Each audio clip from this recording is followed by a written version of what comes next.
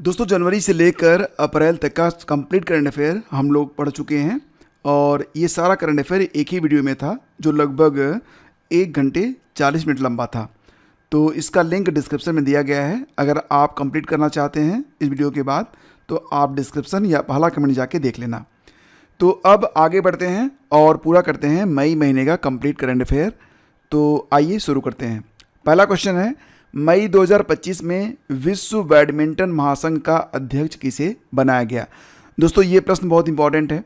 विश्व बैडमिंटन महासंघ का अध्यक्ष बनाया गया है खुनइंग पटामा को। एग्ज़ाम में महत्वपूर्ण ये होगा कि खुनइंग पटामा जिनको विश्व बैडमिंटन महासंघ का अध्यक्ष बनाया गया है, ये महिला हैं। ये कहाँ से हैं? तो दोस्तों ये हैं खुनइंग पटामा थाईलैंड से। याद रखना कि जो हमारी नई मिस वर्ल्ड हैं, मिस वर्ल्ड 2025 का नाम है ओपल सुचाता, वो भी थाईलैंड से ही हैं। ठीक है। मई 2025 में हार्वर्ड में AI फॉर गुड हैकाथॉन में किस भारतीय AI परियोजना ने प्रथम पुरस्कार जीता है। इंपॉर्टेंट क्यों है? क्योंकि हार्वर्ड में आयोजित हुआ था यह AI फॉर गुड हैकाथॉन और इसमें एक भारतीय परियोजना है मेघा, जिसने प्रथम पुरस्कार जीता है। मेघा का मतलब इसका जो संबंध है वो मेघालय से है। मेघा मतलब Meghalaya e governance human centred assistance. यह एक वॉइस बेस्ड AI है और मेघा AI प्रोजेक्ट ने हार्वर्ड केनेडी स्कूल द्वारा आयोजित Kennedy AI for good hackathon में पहला पुरस्कार जीता है। प्रश्न इंपॉर्टेंट है। अगला क्वेश्चन है, सिप्री की रिपोर्ट के अनुसार trends in world military expenditure 2024, मतलब बात हो रही है यहाँ पर कि पूरी दुनिया में जो सैन्य खर्च है उसके मामले में 2024 में भारत का स्थान कितना रहा। तो भारत जो है 5वें स्थान पर है। यानी कि हमारी जो सेना है वो दुनिया की 5वीं ऐसी सेना है जिस पर सबसे ज़्यादा खर्च किया जाता है। पहले स्थान पर अमेरिका है। अमेरिका अपने सैन्य पर बहुत ज़्यादा खर्च करता है। फिर चाइना है, फिर रूस है, फिर जर्मनी है और फिर भारत है। ठीक है। तो सैन्य खर्च के मामले में हम दुनिया में 5वें स्थान पर हैं।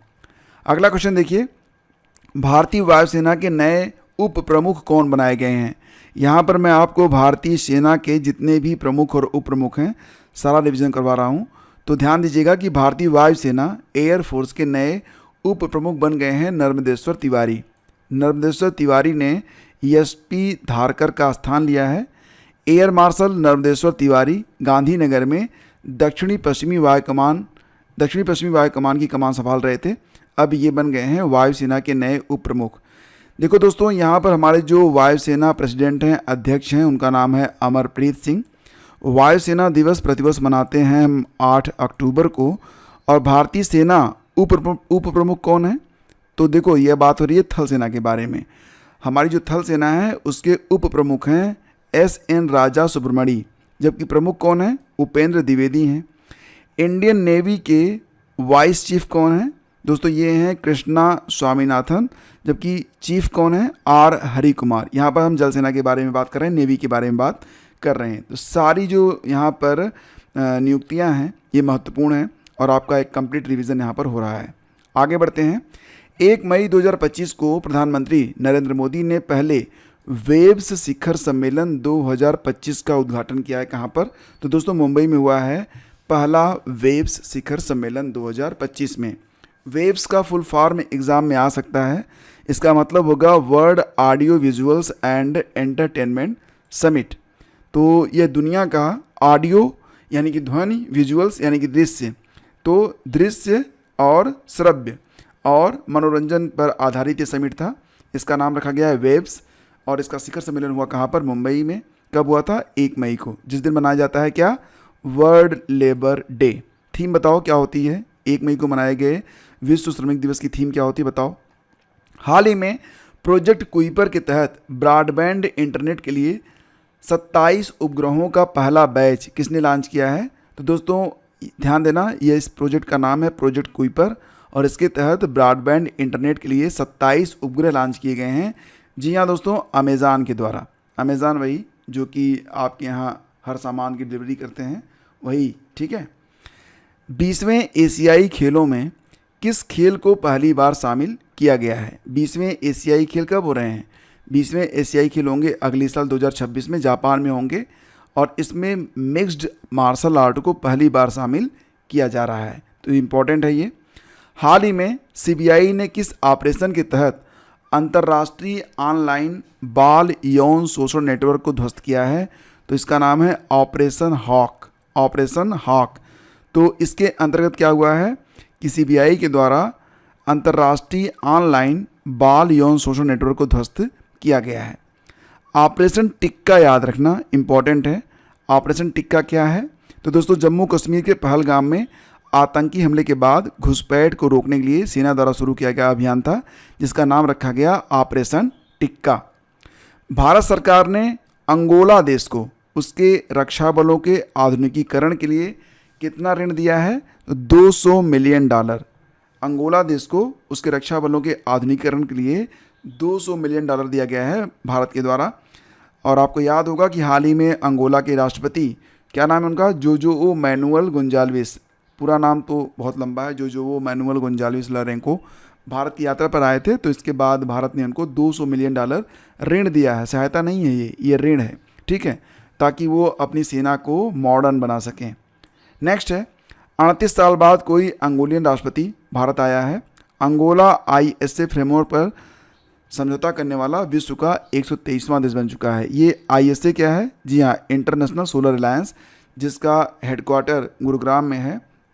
और इंटरनेशनल बिग कैट अलायंस का हेडक्वार्टर भी दिल्ली में बनने जा रहा है। दोस्तों याद रखना कि दो ही ऐसे संगठन हैं, यानी कि अंतर्राष्ट्रीय संगठन जिनका मुख्यालय भारत में है। एक आपका है बिग कैट अलायंस, दूसरा है ISA, ठीक है। हाल ही में जारी ग्लोबल विंड रिपोर्ट 2025 के अनुसार विश्व स्तर पर पवन ऊर्जा क्षमता जोड़ने में भारत किस स्थान पर है? तो हम बात करें यहाँ पर विंड पावर एनर्जी के बारे में, तो दोस्तों इसमें हम चौथे स्थान पर हैं, यानी कि हवा से ऊर्जा उत्पन्न करने के मामले में भारत दुनिया में चौथे स्थान पर है। और ये बात ग्लोबल विंड रिपोर्ट 2025 में कही गई है, जिसको ग्लोबल विंड एनर्जी काउंसिल के द्वारा जारी किया गया है। बताया गया कि पूरी दुनिया में 117 मेगावाट नई विंड एनर्जी कैपेसिटी जोड़ी गई है, जिससे कुल क्षमता बढ़कर कितनी हो गई है? 1136 गीगावाट हो गई है। केंद्र सरकार द्वारा सत्र 2025-26 के लिए गन्ने की FRP में कितने प्रतिशत की वृद्धि की गई है? याद रखना, ये क्वेश्चन बहुत इंपॉर्टेंट है। केंद्र सरकार द्वारा 2025-26 के लिए गन्ने की जो FRP है उसमें 4.41% की वृद्धि की गई है। और इस बढ़ोतरी के बाद गन्ने की प्रति कुंटल कीमत बढ़कर 340 रुपये पहले थी, अब यह 355 रुपये हो गई है, ठीक है। वैसे कितनी फसलें हैं जिनकी FRP या MSP तय की जाती है? कमेंट करके बताओ, देखते हैं कितने लोगों को याद है। और दोस्तों इसको तय कौन करता है, FRP और MSP को? तो इसको commission for agricultural cost and prices के द्वारा, यानी कि CACP के द्वारा तय किया जाता है। और इसकी स्थापना हुई थी 1965 में किसान कल्याण मंत्रालय के अंतर्गत, ठीक है। तो ध्यान देना, अभी मैंने आपसे क्या पूछा था कि कितनी फसलें हैं, तो 22 फसलों की MSP और गन्ने की FRP, मतलब टोटल कितनी हो गई? तो यह 23 फसलें हो गई जिनकी MSP और FRP की सिफारिशें CACP करता है। इसमें 22 फसलें हैं। FRP का मतलब होता है फेयर एंड रिम्यूनरेटिव प्राइस, और दूसरा है MSP यानी कि मिनिमम सपोर्ट प्राइस। तो MSP के अंतर्गत आने वाली जो 22 फसलें हैं, इसमें अन्न में आता है गेहूं, धान, जौ, रागी, मक्का, ज्वार और बाजरा। दालों में चना, अरहर, मूंग, उड़द, मसूर। तिलहन में आता है सोयाबीन, तिल, सूरजमुखी, मूंगफली, रेपसीड, कुसुम और नाइजर। और वाणिज्यिक फसलों में आता है खोपरा यानी कि नारियल, गन्ना, कपास और कच्चा जूट। हाल ही में विश्व प्रेस स्वतंत्रता दिवस मनाया गया, कब? ये बहुत इंपॉर्टेंट क्वेश्चन है। इसको तो ऐसे ही पूछते हैं कि ये जो विश्व प्रेस स्वतंत्रता दिवस है, तो इसमें एक इंडेक्स भी बनता है, वर्ल्ड प्रेस फ्रीडम इंडेक्स। तो इसमें भारत किस स्थान पर है? वर्ल्ड प्रेस फ्रीडम इंडेक्स जारी कौन करता है? तो इसे जारी करता है रिपोर्टर्स विदाउट बॉर्डर्स।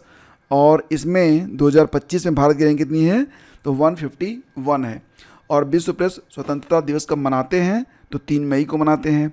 थीम क्या है? Reporting in brave new world, the impact of AI on press freedom and media. दोस्तों ध्यान देना यहाँ पर कि ये सारी चीज़ें आपको एक बार सुनने में याद नहीं होंगी, आपको इसे कम से कम 2-3 बार सुनना पड़ेगा। तो एक तो आप अभी सुन लो, एक कल सुबह सुनना, और फिर एक बार इसका रिवीजन परसों नरसों में कर लेना, तो ये सारे फैक्ट आपको याद रहेंगे, क्योंकि हमारा मस्तिष्क बना ही ऐसा है कि एक बार में सिर्फ हम समझ पाते हैं, याद नहीं रख पाते हैं। भारत 2025 में ये जो आपका वर्ल्ड प्रेस फ्रीडम इंडेक्स है 151वें स्थान पर है, जबकि 2024 में 159वें स्थान पर था। नॉर्वे हमेशा की तरह पहले स्थान पर है। याद रखना कि जब भी वर्ल्ड प्रेस फ्रीडम इंडेक्स बन रहा है विगत कई वर्षों से नॉर्वे टॉप पर है। फिर आता है एस्टोनिया, फिर आता है आपका नीदरलैंड, ठीक है, 3 स्थान पर ये हैं टॉप 3 पर। प्रोजेक्ट सी क्योर, सिक्योर नहीं है, सी क्योर है, सी माने समुद्र, सी क्योर, क्योर माने इलाज, सी माने समुद्र, समुद्र का इलाज। तो प्रोजेक्ट सी क्योर को शुरू किया गया है कहाँ पर, तो इंग्लैंड में शुरू किया गया है। मतलब समुद्र बीमार है, उसको ठीक करने के लिए ऑपरेशन सी क्योर स्टार्ट किया गया है, प्रोजेक्ट सी क्योर। क्या होगा इसमें, समुद्री जल से कार्बन डाइऑक्साइड को बाहर निकालेंगे ताकि कार्बन सिंक के रूप में कार्य करने की क्षमता बढ़ सके।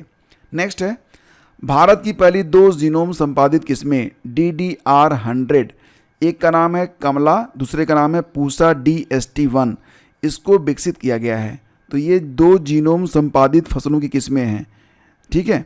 DDR100 विकसित किया गया है, इसका संबंध किससे है, चावल से, और इसे बनाया किसने है, ICAR ने।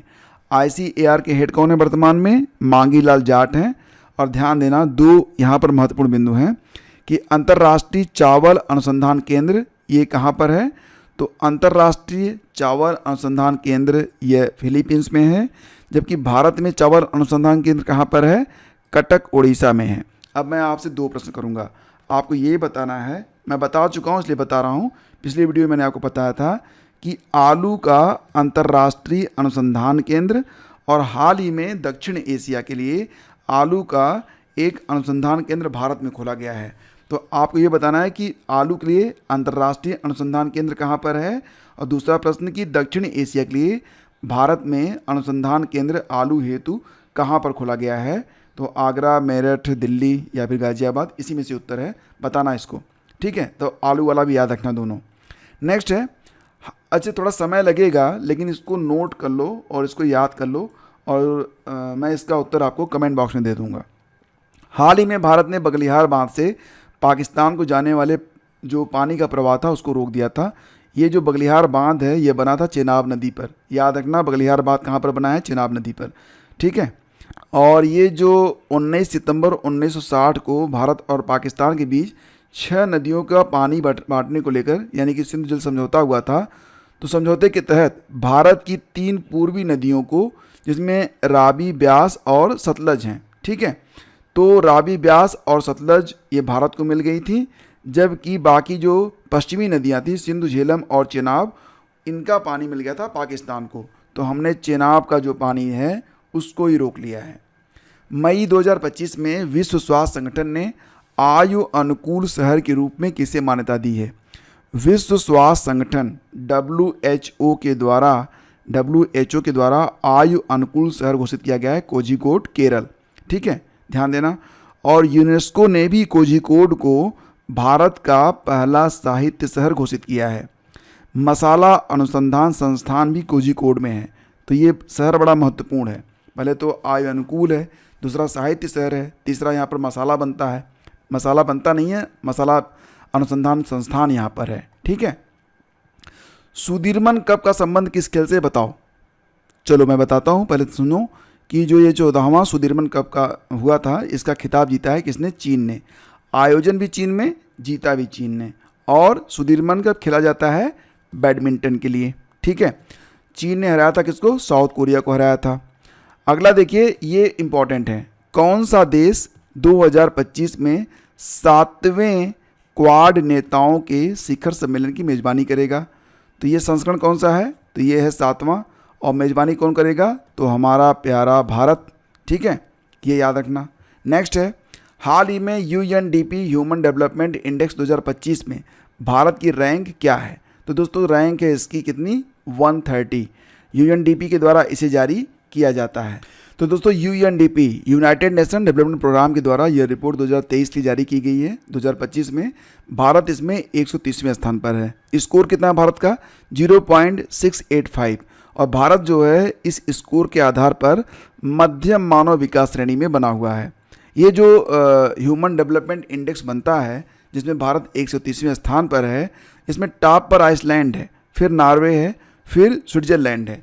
तो प्रेस फ्रीडम में नॉर्वे भले ही दूसरे स्थान पर है, लेकिन स्वास्थ्य वाले मामले में, मानव विकास वाले मामले में जो नॉर्वे है ये दूसरे स्थान पर है, आइसलैंड पहले स्थान पर है। ठीक है, अब यहाँ पर देखना यहाँ पर कि भारत जो है वो मध्यम मानव विकास श्रेणी में बना हुआ है और इसे साक्षरता, जीवन प्रत्याशा, प्रति व्यक्ति आय के आधार पर SDI यानी कि ह्यूमन डेवलपमेंट इंडेक्स को बनाया जाता है।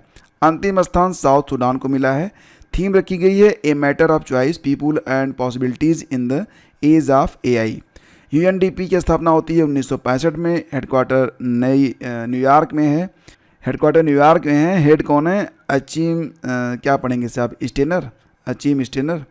UNDP के द्वारा जो जेंडर इन इक्वलिटी इंडेक्स जारी किया गया था उसमें भारत की रैंक कितनी है? 102। तो याद रखना कि SDI में 130 पर है, जेंडर इन इक्वलिटी में भारत 102वें स्थान पर है। ठीक है, और प्रेस फ्रीडम इंडेक्स में भारत किस स्थान पर है? मैंने बताया था ऊपर आपको कि जो प्रेस फ्रीडम इंडेक्स जारी किया गया था किसके द्वारा? तो ये जारी करता है रिपोर्टर्स विदाउट बॉर्डर और इसमें भारत 151वें स्थान पर है। तो ये सारे जो मतलब आपको बता रहा हूँ ना, सब इम्पॉर्टेंट है क्योंकि मई के महीने में ये सारी जानकारी आई है, तो लेटेस्ट है, इम्पॉर्टेंट है, एग्जामिनर के दिमाग में ये बातें आ सकती हैं। केंद्रीय जहाजरानी मंत्रालय के अनुसार भारत की तटरेखा की संशोधित लंबाई कितनी है? बहुत इंपॉर्टेंट क्वेश्चन है क्योंकि भारत की जो तटरेखा है वो लगातार बढ़ रही है।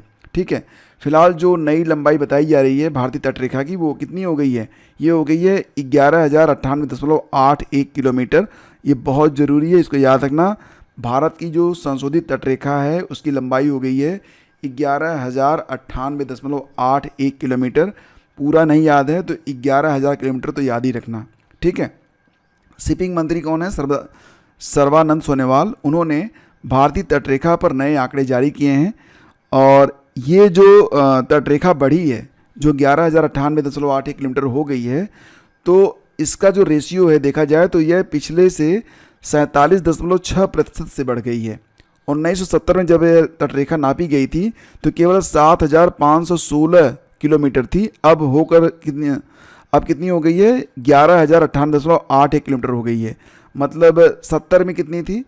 ये होती 7,516 किलोमीटर, अब कितनी है? 11,000 किलोमीटर है। बढ़ोतरी कितनी हो गई है? 3,537.21 किलोमीटर यह बड़ी हो गई है। देश का पहला अंतर्राज्यीय चीता कॉरिडोर की स्थापना किन राज्यों के बीच होगी? तो क्योंकि बहुत इंपॉर्टेंट क्वेश्चन है ये, देश का यह पहला अंतर्राज्यीय चीता कॉरिडोर बनने जा रहा है। मतलब कि यहाँ पर 2 स्टेट होंगे और दोनों के बीच में एक चीता कॉरिडोर बनेगा ताकि चीतों का आवागमन हो सके। ये मध्य प्रदेश और राजस्थान के बीच में बनाया जा रहा है। इनका क्षेत्रफल होगा 17,000 वर्ग किलोमीटर। राजस्थान में 7,000 वर्ग किलोमीटर और मध्य प्रदेश में 10,000 वर्ग किलोमीटर का क्षेत्रफल इसमें शामिल रहेगा। जर्मनी के 10वें चांसलर बन गए हैं फ्रेडरिक मर्ज। क्या नाम है?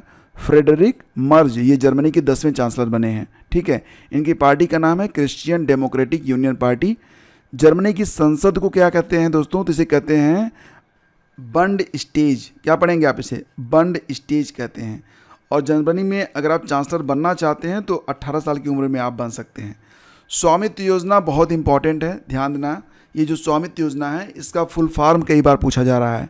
तो फुल फॉर्म होगा सर्वे ऑफ विलेजेस, आबादी and mapping with improvised technology in villages area. ये स्वामित्व का फुल फॉर्म है। ठीक है, और इसको लॉन्च किया गया है प्रधानमंत्री के द्वारा। कब लॉन्च किया गया था?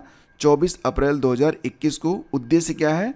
सटीक भूमि रिकॉर्ड प्रदान करके संपत्ति विवादों को कम करना। तो 24 अप्रैल को पंचायती राज दिवस मनाया जाता है, तो ये भी आप याद रखेंगे। ठीक है, विश्व थैलेसीमिया दिवस कब मनाया जाता है? विश्व थैलेसीमिया दिवस दोस्तों होता है प्रतिवर्ष 8 मई को। इसकी थीम है together for thalassaemia, uniting communities, prioritising patients. ठीक है, तो ये इसकी थीम है, बस इतना याद रखना, टुगेदर फॉर थैलेसीमिया। अगला क्वेश्चन मोस्ट इंपॉर्टेंट है। भारतीय सेना ने लाहौर में वायुरक्षा प्रणाली को निष्क्रिय करने के लिए हारोप्स नामक ड्रोन का इस्तेमाल किया था। इस ड्रोन का संबंध किससे है दोस्तों? तो ये जो हारोप्स ड्रोन था इसे हमें इजराइल से मिला है। ठीक है, तो हारोप्स ड्रोन बड़ा खतरनाक है, इसे सुसाइड ड्रोन भी कहा जाता है। आपको याद होगा पहलगाम में जो पाकिस्तान के आतंकियों ने हमला किया था, तो उसके बाद भारत ने सर्जिकल स्ट्राइक की थी और पाकिस्तान में कई सारे आतंकी ठिकानों को नष्ट किया गया था। तो उसमें जिस ड्रोन का इस्तेमाल भारत ने किया था उसका नाम था हारोप्स, और हारोप्स ड्रोन को बनाया गया है इजराइल में, इजराइल एरोस्पेस इंडस्ट्रीज़ के MBT मिसाइल डिवीज़न में इसे तैयार किया गया था। मुख्यमंत्री सुपोषण योजना मोस्ट इम्पॉर्टेंट है, ये योजना उत्तर प्रदेश की है। और इसमें क्या है, इसमें 3 से 6 साल के बच्चे जो आंगनवाड़ी में रजिस्टर्ड हैं उन्हें रोज़ सुबह दूध मिलेगा, ताज़ा फल मिलेगा और पौष्टिक फल मिलेगा। उत्तर प्रदेश के सभी 43 जिलों की 264 टेक होम राशन यूनिट परियोजना के लिए राशन भी इसमें प्रदान किया जाता है। दोस्तों अगला क्वेश्चन मोस्ट इंपॉर्टेंट है, याद रखना इसे। रोमन कैथोलिक चर्च के पोप यानी कि प्रधान पुजारी के रूप में चुने गए हैं, जो कि पहले अमेरिकी हैं। द मोस्ट इंपॉर्टेंट है ये, रोमन कैथोलिक चर्च के पोप के रूप में चुने जाने वाले पहले अमेरिकी बन गए हैं रॉबर्ट फ्रांसिस प्रीवोस्ट। और इन्होंने अपना नाम क्या रखा है, पोप लियो 14। ठीक है, ये वेटिकन के 267वें पोप के रूप में चुने गए हैं। ध्यान देना कि ये जो रोमन कैथोलिक चर्च के पोप चुने गए हैं पहले अमेरिकी कहे जा रहे हैं रॉबर्ट फ्रांसिस प्रीवोस्ट, इनके पास अमेरिका के साथ साथ पेरू की नागरिकता भी है। ठीक है, दोनों ध्यान रखना इंपॉर्टेंट है। यूनेस्को गिलर्मो कैनो विश्व प्रेस स्वतंत्रता पुरस्कार से किसे सम्मानित किया गया है। 2025 में यूनेस्को का गिलर्मो कैनो विश्व प्रेस स्वतंत्रता पुरस्कार, तो इतना याद रखना कि विश्व प्रेस स्वतंत्रता पुरस्कार ये नाम है, इसके आगे एक नाम है गिलर्मो कैनो का जोड़ दिया गया है। ये एक जाने माने पत्रकार थे, तो उन्हीं के नाम पर इस पूरे पुरस्कार का नामकरण किया गया है। गिलर्मो कैनो विश्व प्रेस स्वतंत्रता पुरस्कार से सम्मानित किया गया है ला प्रेंस अखबार को। ला प्रेंस अखबार ये निकारागुआ से पब्लिश होता है, 100 साल पुराना अखबार है और इसी को ये सम्मान दिया गया है। हालांकि इस सम्मान से निकारागुआ जो था वो नाराज़ हो गया और उसने यूनेस्को से अलग होने की घोषणा कर दी। ठीक है, याद रखना। वर्ल्ड माइग्रेटरी बर्ड डे हाल ही में कब मनाया गया दोस्तों, तो साल में 2 बार मनाते हैं इसे, मई और अक्टूबर में। इस साल 2025 में इसे 10 मई और 11 अक्टूबर को मनाया जाएगा। इसकी थीम है shared species creating bird friendly cities and communities, ये इसका जो है थीम है। हाल ही में किस देश ने भारतीय निवेशकों और पर्यटकों को आकर्षित करने के लिए 10 साल का गोल्डन वीज़ा प्रोग्राम स्टार्ट किया है? तो वियतनाम चाहता है कि जो भारतीय निवेशक हैं, पर्यटक हैं, वो वियतनाम जाएं। इसके लिए उसने एक वीज़ा बनाया है गोल्डन वीज़ा, और ये मान्य रहेगा 10 सालों तक। भारत में सौर ऊर्जा से संचालित होने वाली पहली विधानसभा बन गई है Delhi. Most important question exam में आएगा कि सौर ऊर्जा से संचालित होने वाली पहली विधानसभा कौन सी बन गई है, तो याद रखना दिल्ली बनी है। उत्तर प्रदेश के किस शहर में ब्रह्मोस मिसाइल यूनिट का उद्घाटन किया गया है, तो लखनऊ में बनेगी ब्रह्मोस मिसाइल, और इसका उद्घाटन किया गया है रक्षा मंत्री के द्वारा, जिसकी लागत है 300 करोड़ रुपए। रक्षा मंत्री कौन है, राजनाथ सिंह। नेक्स्ट है 11 भारतीय भाषाओं में नवीनतम टेक्स्ट टू स्पीच जिसका नाम रखा गया है बुलबुल V2 किसने लॉन्च किया है। तो मतलब क्या है, यहाँ पर टेक्स्ट टू स्पीच आप लिख देंगे और ये उसको वर्ड दे देगा। इसको नाम दिया गया है बुलबुल V2। इसे लॉन्च किया है सर्वम AI ने, इसको याद रखना। वैज्ञानिकों ने किस एशियाई फसल का पहला पैन जीनोम बनाया है। यानी कुल मिला के देखा जाए ना तो 140 प्रजातियों को एक साथ कलेक्ट करके फिर इनका जीनोम जो है वो बनाया गया है। ये है आपका राइस का पैन जीनोम बनाया गया है, इतना याद रखना। चावल।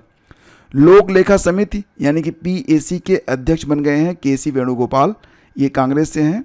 और ध्यान देना कि भारतीय राष्ट्रीय कांग्रेस पार्टी के नेता KC वेणुगोपाल को लोकसभा अध्यक्ष ओम बिरला द्वारा भारत की संसद की लोक लेखा समिति का अध्यक्ष बनाया गया है। इनका कार्यकाल अप्रैल 2026 तक इनका कार्यकाल रहेगा। ठीक है, अब ध्यान देना कि लोक लेखा समिति क्या है, एक संसदीय समिति है। इसकी स्थापना कब हुई थी, 1921 में हुई थी।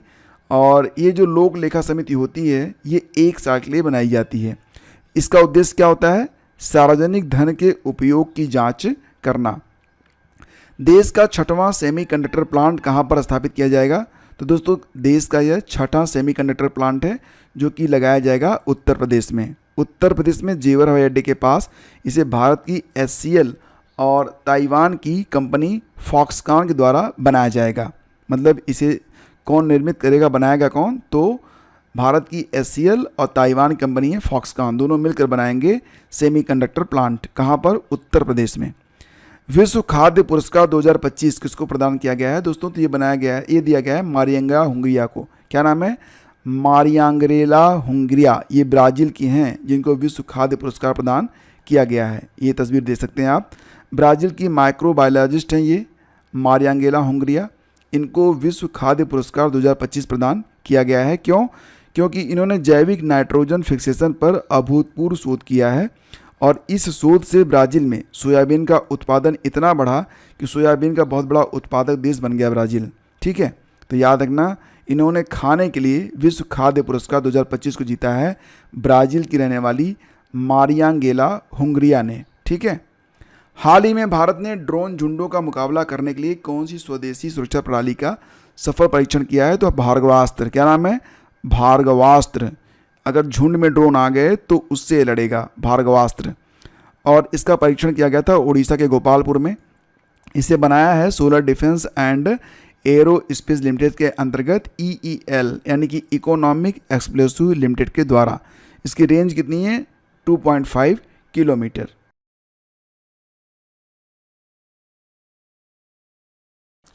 अगला क्वेश्चन है कि भारत के 86वें ग्रैंड मास्टर कौन बने? अब देखो दोस्तों, ग्रैंड मास्टर जो हो रहे हैं ना बहुत ही तेज़ी से बदल रहे हैं। फिलहाल ये जो 86वें बने थे ये तो LR श्रीहरि थे तमिलनाडु के, लेकिन वर्तमान समय में 89 पहुंच चुकी संख्या।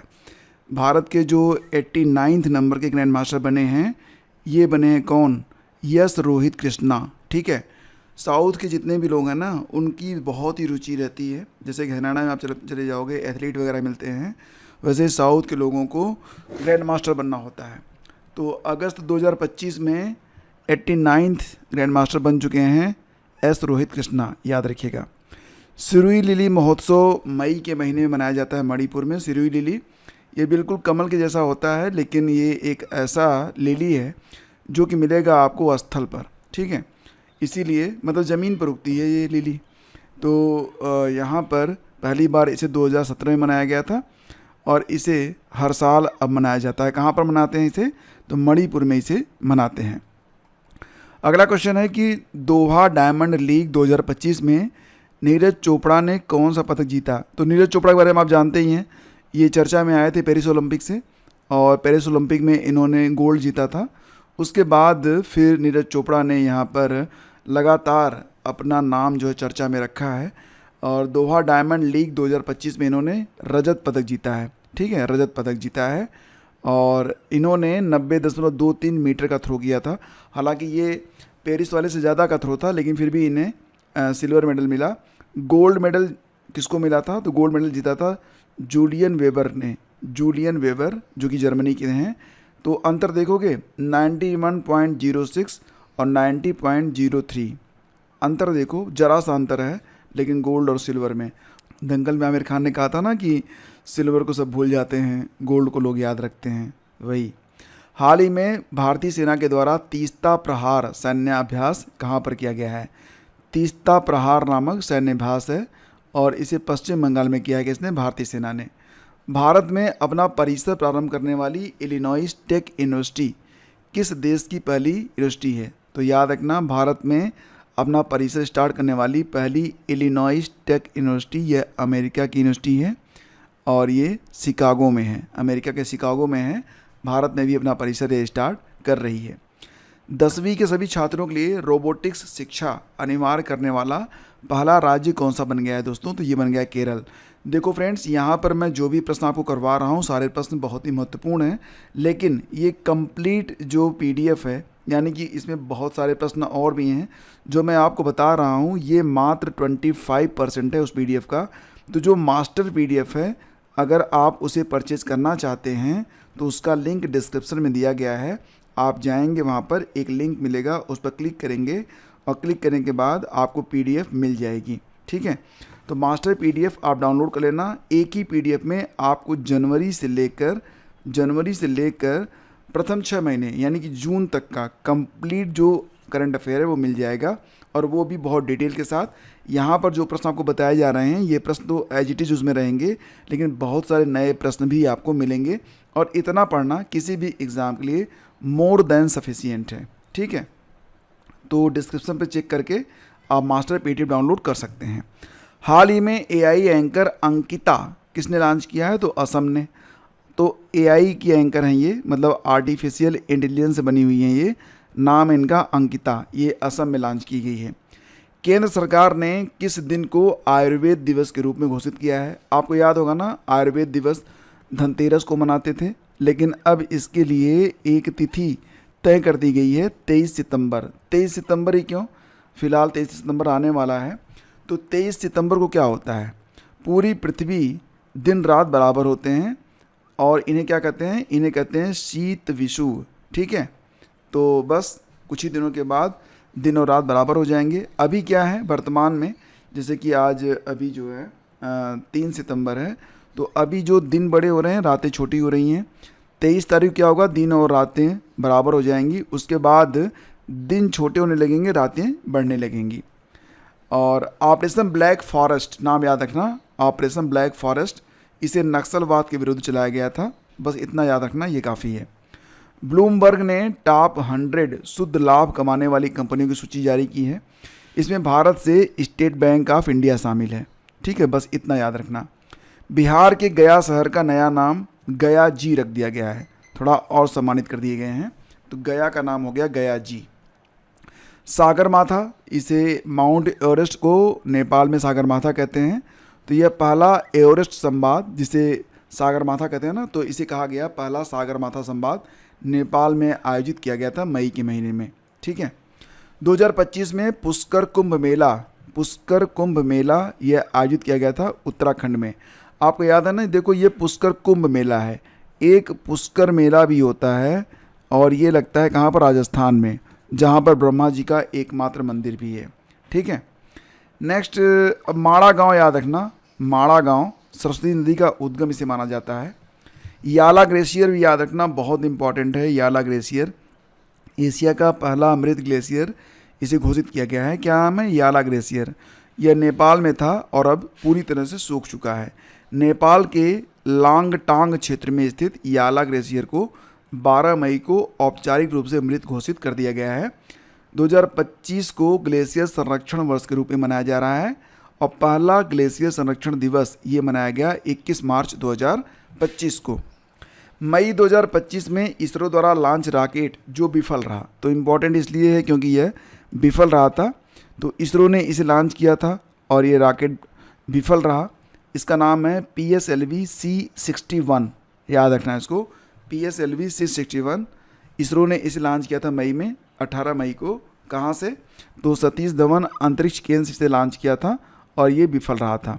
ठीक है, हाल ही में माउंट लेवोतोबी लाकी, नाम याद रखना, लेवोतोबी लाकी, बस लाकी याद रखना। लाकी कहाँ पर है, ये एक ज्वालामुखी है, यहाँ पर विस्फोट होता ही रहता है, इंडोनेशिया में है, इंडोनेशिया का जो फ्लोरेंस द्वीप है। विश्व मधुमक्खी दिवस प्रतिवर्ष मनाते हैं 20 मई को। ठीक है, याद रखना, इंपॉर्टेंट है। और विश्व गौरैया दिवस कब मनाते हैं, 20 मार्च को मनाते हैं विश्व गौरैया दिवस, मधुमक्खी दिवस 20 मई को। ठीक है, थीम भी है be inspired by nature to nourish all, यानी कि प्रकृति से प्रेरित होकर मधुमक्खी हम सभी का पोषण करती है। मधुमक्खी पालन को कहते हैं एपीकल्चर। ठीक है, महावत विलेज, जो भारत का पहला महावत विलेज है, यानी कि जो बंदी हाथी होते हैं ना, पाले हुए हाथी, उनका संरक्षण करने के लिए, उनकी देखभाल करने के लिए जो महावत काम करते हैं, उनको मतलब इनाम देने के लिए, उनको रिवार्ड देने के लिए महावत विलेज बनाया गया है। यहाँ पर उनको घर दिया जा रहा है। ये महावत विलेज बना है तमिलनाडु में। न्यूक्लियर साइंटिस्ट MR श्रीनिवासन का निधन हो गया है। MR श्रीनिवासन ये परमाणु वैज्ञानिक थे, इन्हें पद्म विभूषण मिला था सन 2000 में। भारत के पहले परमाणु रिएक्टर, जो अप्सरा नामक परमाणु रिएक्टर बना था ना, इसके निर्माण में डॉक्टर होमी जहांगीर भाभा के साथ ये शामिल थे, फिलहाल अब नहीं है। भारत का पहला पूर्ण साक्षर राज्य बन गया है मिजोरम। अभी मैंने आपको पढ़ाया था कि भारत का पहला कंप्लीट डिजिटल साक्षर राज्य बना था केरल, लेकिन पूर्ण साक्षर राज्य यानी कि पूरी तरह से यहाँ पर जो साक्षरता है वो पूर्ण हो चुकी है, ये बन गया मिजोरम। दोस्तों याद होगा आपको कि जो सेंसस मैंने आपको पढ़ाया था, जनसंख्या 2011, उसमें क्या था, भारत भर की जो लिटरेसी रेट थी वो 79.04% थी। ठीक है, और यहाँ पर जो मिज़ोरम की साक्षरता दर थी तब 91.33% थी। फिलहाल अभी 100% के आसपास पहुंच चुकी है। तो मिजोरम जो है पूर्ण साक्षर राज्य बन चुका है वर्तमान में, और पहला डिजिटल साक्षर राज्य बना है केरल, ये भी याद रखना। नेक्स्ट है अंतर्राष्ट्रीय बुकर पुरस्कार। अंतर्राष्ट्रीय बुकर पुरस्कार 2025 दिया गया है बानो मुश्ताक को, और ये भारत की हैं तो बहुत महत्वपूर्ण है अंतर्राष्ट्रीय बुकर पुरस्कार। इनकी लघु कथाएँ हैं हर्ट लैम्प नाम से, इसी को यह पुरस्कार प्रदान किया गया है। तो लघु कथा संग्रह है, कन्नड़ की रचना है ये बानो मुश्ताक की, हर्ट लैम्प, और अंग्रेजी में इसे ट्रांसलेट किया गया है किसके द्वारा? दीपा भास्ती के द्वारा। ठीक है। नेक्स्ट है गृह मंत्री अमित शाह द्वारा कहाँ पर E0 FIR पहल शुरू की गई है। देखो इस पहल के बारे में समझ लो। जैसे कि साइबर क्राइम होते रहते हैं, लेकिन अगर किसी के खाते से 10 लाख रुपए या इससे अधिक का फ्रॉड हो जाए तो वो 1930 पर कॉल कर सकता है, या national cyber crime reporting portal पर जाकर अगर अपनी रिपोर्ट दर्ज करवाता है तो वो रिपोर्ट ऑटोमेटिक FIR में बदल जाती है। शर्त यह है कि 3 दिन के अंदर जिसने ये पीड़ित होगा जो, उसे पुलिस स्टेशन में जाकर इसका उल्लेख करना पड़ेगा, फिर ये FIR में बदल जाती है। नेक्स्ट है ऑपरेशन ओलिविया। आपको पता है ना कि कुछ कछुए होते हैं, क्या नाम होता है उनका? ओलिव रिडले कछुए। तो ये उड़ीसा के तट पर आते हैं अंडे देने के लिए, तो इनको सुरक्षा देने के लिए इंडियन कोस्ट गार्ड ने चलाया था ऑपरेशन ओलिविया, याद रखना इसको। और विश्व कछुआ दिवस कब होता है? तो 23 मई को होता है। ठीक है। अंतर्राष्ट्रीय जैव विविधता दिवस 22 मई को मनाते हैं, मैं कई बार आपको पढ़ा चुका हूँ।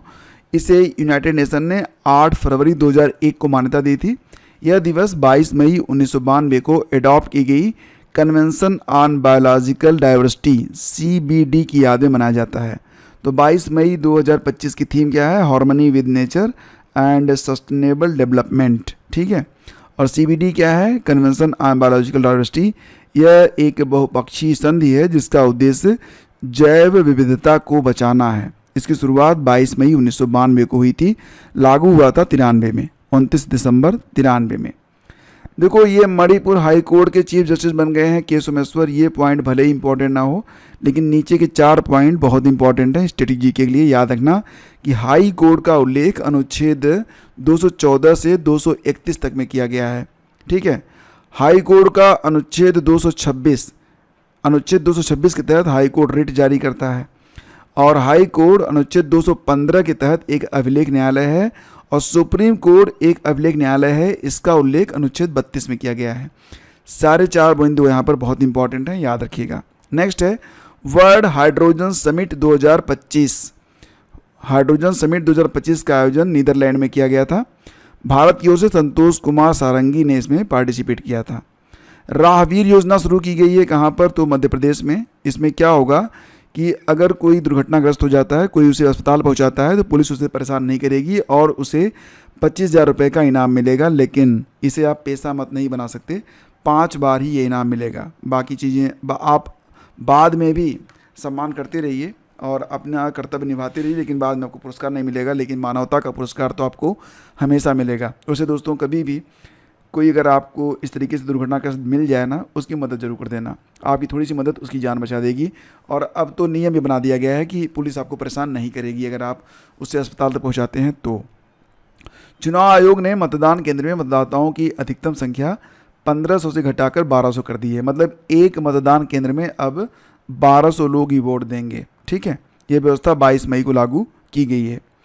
शिवपाल सिंह का संबंध किस खेल से है? तो शिवपाल सिंह का संबंध जो है भाला फेंक से है। उन पर 8 साल का प्रतिबंध लगा है। डोप टेस्ट में वो विफल रहे हैं। एशियाई शेरों की सर्वाधिक आबादी गिर नेशनल पार्क में पाई जाती है। और गुजरात के जो मुख्यमंत्री हैं भूपेंद्र पटेल, उन्होंने बताया है कि साल 2020 में यहाँ 764 शेर थे, अब 891 हो गए हैं। गिर नेशनल पार्क गुजरात में है, ये तो आप जानते ही हैं। पेरितो मोरनी ये ग्लेशियर है, कहाँ स्थित है? जिसका एक विशाल बर्फखंड टूट गया है, तो ये अर्जेंटीना में है। अब देखो ये चर्चा में इसलिए है क्योंकि 20 मंजिला इमारत के बराबर यह खंड टूटा है। यह ग्लेशियर लास ग्लेशियर नेशनल पार्क के अंतर्गत आता है, जो यूनेस्को की विश्व धरोहर स्थल है। कुल क्षेत्रफल इसका 250 वर्ग किलोमीटर है।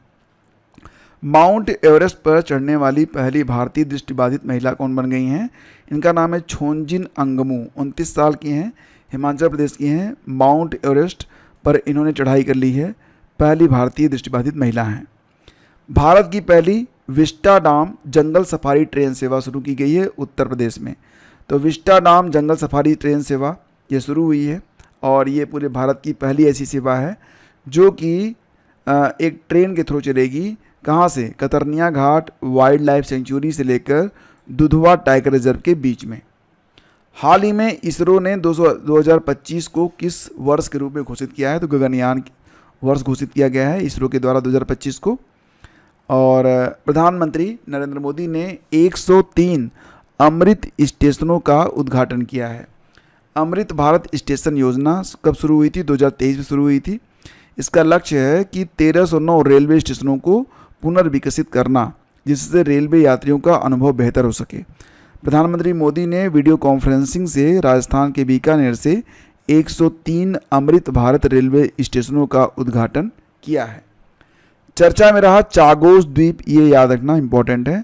चागोस द्वीप कहाँ पर स्थित है? तो हिंद महासागर का द्वीप है और हिंद महासागर के चागोस द्वीप पर मॉरिशस का यह एक द्वीप है चागोस। इस पर ब्रिटेन का कब्जा था, अब ब्रिटेन ने इसे मॉरिशस को वापस कर दिया है। भारत में अनावृष्टि के कारण की व्यापक मानवीय आपदा का पहला ज्ञात ऐतिहासिक दस्तावेज। अनावृष्टि मतलब जब बरसात होती नहीं है, ठीक है। अतिवृष्टि मतलब लगातार बरसात होती, बहुत ज़्यादा बरसात होती है। तो अकाल पड़ा था, तो अकाल के कारण जो मानवीय आपदा आई थी, तो उसका ऐतिहासिक दस्तावेज लिखित में प्राप्त हो गया है, जिसे नाम दिया गया है गुट्टाला अभिलेख। गुट्टाला अभिलेख में क्या है? मतलब अकाल के समय का इसमें लिखित प्रूफ मिला है और ये कर्नाटक से प्राप्त हुआ है।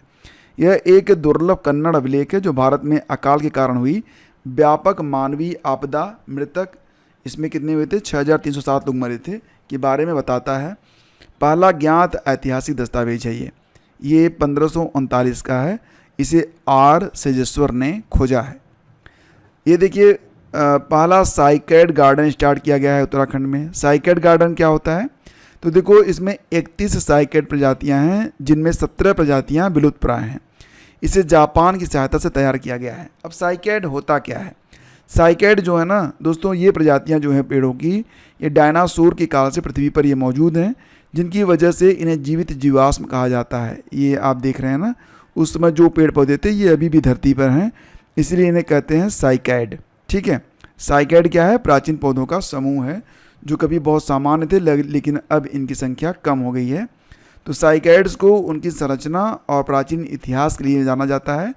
तो डायनासोर युग में ये बहुत थे, लेकिन अब डायनासोर भी नहीं हैं और ये पेड़ पौधे भी बहुत कम बचे हैं। मई 2025 में 78वें कांस फिल्म फेस्टिवल में पाम डी ओर अवार्ड मिला जफर पनाही को। तो कांस फिल्म फेस्टिवल 2025 का यह 78वां संस्करण था। इसका आयोजन फ्रांस में किया गया। कहाँ पर? फ्रांस में।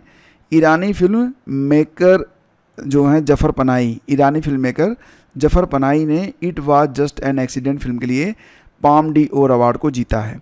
तो देखो यहाँ पर जो पुरस्कार दिए गए हैं, पाम डी ओर अवार्ड मिला it was just an accident. Best actor चुने गए हैं द सीक्रेट एजेंट के लिए वागनर मौर्या। बेस्ट एक्ट्रेस चुनी गई हैं नाडिया मेलेटी द लिटिल सिस्टर के लिए। बेस्ट डायरेक्टर चुने गए हैं कौन? द सीक्रेट एजेंट के लिए फिलो, इनको फिलो याद रखना, पूरा नाम इनका है क्लेबर मेंडोका फ्लेओ, ठीक है। और ग्रैंड प्रिक्स ये अवार्ड दिया गया किसको? जोचिम ट्रायर को। और 2024 में ये पुरस्कार किसको मिला था? सीन ब्रेकर को मिला था। हाल ही में हुए खेलों इंडिया बीच गेम्स 2025 में टॉप पर रहा है मणिपुर। तो इंडिया बीच गेम्स 2025 हुआ, इसमें टॉप पर मणिपुर रहा। खेलो इंडिया बीच गेम्स 2025 में ये जो बीच गेम्स हुए थे, खेलो इंडिया बीच गेम्स पहली बार हुए थे। हालांकि खेलों के बारे में कंप्लीट मैंने एक वीडियो बना के आपको दे दिया है, जिसमें लास्ट 12 मंथ के जितने भी खेल हुए हैं सारी लिस्ट आपको एक साथ दी गई है। वो वीडियो आप वॉच कर लेना, उसका लिंक मैं डिस्क्रिप्शन और पहले कमेंट में आपको दे दूंगा, ठीक है। उसको देख जरूर लेना आप लोग। और इसी के साथ मई 2025 में ब्रिक्स के न्यू डेवलपमेंट बैंक का सदस्य ये बनाया गया किसको? तो अल्जीरिया बन गया है ब्रिक्स के न्यू डेवलपमेंट बैंक का सदस्य। अल्जीरिया एनडीबी का 9वां सदस्य बना है। एनडीबी को ब्रिक्स बैंक भी कहते हैं। इसकी स्थापना हुई थी जुलाई 2014 में, लेकिन ये शुरू हुआ था जुलाई 2015 में। हेडक्वार्टर इसका संघाई चीन में है। कुल सदस्य कितने हैं? ब्राज़ील, रूस, भारत, चीन, साउथ अफ्रीका, बांग्लादेश, यूएई, मिस्र और अब अर्जेंटीना भी यहाँ पर ब्रिक्स बैंकों का सदस्य बन चुका है। ब्रिक्स बैंकों नहीं, ब्रिक्स बैंक। 46वां आसियान शिखर सम्मेलन 2025 का आयोजन हुआ मलेशिया में और ये 26-27 मई को हुआ था। थीम रही इंक्लूसिविटी एंड सस्टेनेबिलिटी, समावेशिता और स्थिरता। आसियान का फुल फॉर्म क्या होता है? Association of south east nation. स्थापना हुई थी 1967 में और इसके 11 सदस्य हैं। 11वां सदस्य बना था तिमोर लेस्ते। हेडक्वार्टर मिलेगा आपको इंडोनेशिया के जकार्ता में। कौन सा भारतीय शहर 2026 एशियाई भारोत्तोलन चैंपियनशिप की मेज़बानी करेगा? तो कौन सा भारतीय शहर है जो 2026 का एशियाई भारोत्तोलन चैंपियनशिप, वेट लिफ्टिंग चैंपियनशिप होने वाली है 2026 की, एशिया लेवल की, यह अहमदाबाद में होगी। ठीक है, 1 से 10 अप्रैल 2026 और 2025 में इसका आयोजन चीन के जियांगशान में हुआ। ISSF जूनियर वर्ल्ड कप 2025 में पदक तालिका पहले स्थान पे कौन रहा? तो ISSF जूनियर वर्ल्ड कप 2025 पदक तालिका में पहले स्थान पर भारत है। ठीक है, इसका आयोजन 19 से 27 मई 2025 तक किया गया था। 3 गोल्ड जीते थे कनक, सांभवी, श्रवण और तेजस्वी के द्वारा। ठीक है, इसका आयोजन जर्मनी में हुआ था, सुहल में। भारत 3 गोल्ड, 4 सिल्वर और 4 ब्रोंज जीता है। तो पहले स्थान पर भारत है, दूसरे स्थान पर चीन है, तीसरे स्थान पर इटली है। हाल ही में राष्ट्रीय रेलवे नेटवर्क से जुड़ने वाली चौथी पूर्वोत्तर राजधानी कौन सी बन गई है? तो आइजोल, जो कि मिजोरम की राजधानी है, तो राष्ट्रीय रेलवे नेटवर्क से जुड़ने वाली चौथी पूर्वोत्तर की राजधानी बन गई है।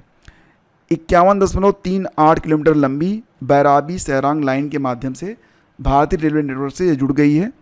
5021 करोड़ रुपए की इस परियोजना में 48 सुरंगें और 104 मीटर ऊंचा पुल भी शामिल है।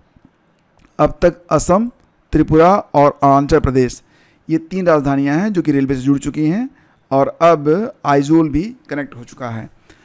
तो असम, त्रिपुरा, अरुणाचल प्रदेश और आइजोल, ये 4 राजधानियां हैं जो कि जुड़ चुकी हैं रेलवे से। 2025 में भारत की चौथी यूनिकॉर्न बन गई है ड्रूल्स। ड्रूल्स पालतू पशुओं के लिए खाना बनाती है। इसकी स्थापना हुई थी 2010 में, तो यह भारत की चौथी यूनिकॉर्न बन गई है, इंपॉर्टेंट है। कनाडा इंडिया फाउंडेशन की ओर से global Indian of the year पुरस्कार दिया गया है किसको? सदगुरु जग्गी वसुदेव को। ठीक है, यह पुरस्कार आधिकारिक तौर पर 22 मई को टोरंटो कनाडा में आयोजित कार्यक्रम में दिया गया था। अंतर्राष्ट्रीय आलू दिवस कब मनाते हैं दोस्तों? तो इसे मनाते हैं 30 मई को और पहली बार इसे मनाया गया था 2024 में। 30 मई को ही हिंदी पत्रकारिता दिवस भी मनाते हैं।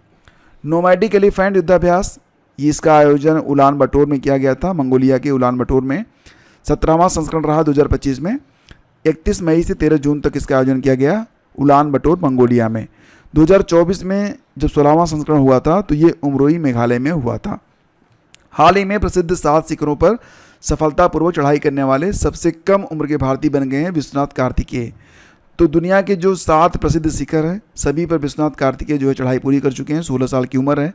ये जो 7 शिखर हैं ये माउंट किलिमंजारो जो कि अफ्रीका में स्थित है, माउंट एल्ब्रूस यूरोप में स्थित है, माउंट डेनाली और मैकिनली नॉर्थ अमेरिका, माउंट एकांकागुआ जो कि साउथ अमेरिका में है, माउंट एवरेस्ट एशिया में है, माउंट विंसन मैसिफ अंटार्कटिका और माउंट कोजियस्को ऑस्ट्रेलिया। तो सभी पर इनकी चढ़ाई पूरी हो चुकी है 16 साल की अवस्था में। भारत का पहला जो अपनी संपूर्ण विद्युत आवश्यकताओं को सौर ऊर्जा से पूरी करता है, ये पहला जिला है भारत का जो अपनी संपूर्ण विद्युत आवश्यकता को सौर ऊर्जा से पूरा करता है। ये है आपका दीव। याद रखना, दीव जो है ये पूरी तरह से सौर ऊर्जा से संचालित जिला बन चुका है। ठीक है, और बाकी फ्रेंड्स अभी जो है आगे के जितने भी महीने आते जाएंगे सभी पर आपको वीडियोस लगातार मिल रहे हैं। और नेक्स्ट वीडियो जिसमें हम जून और जुलाई का पूरा करंट अफेयर एक साथ पढ़ेंगे तो उसका भी वेट करिए। और क्योंकि आपको वीडियो जो होते हैं ना ये रेगुलर मिल रहे हैं, जो मंथली वीडियोज हैं रेगुलर मिल रहे हैं आपको, तो आप कोई भी वीडियो वेटिंग में मत डालिए, हर वीडियो आप तुरंत देखिए। ठीक है, thank you, have a great day, जय हिंद।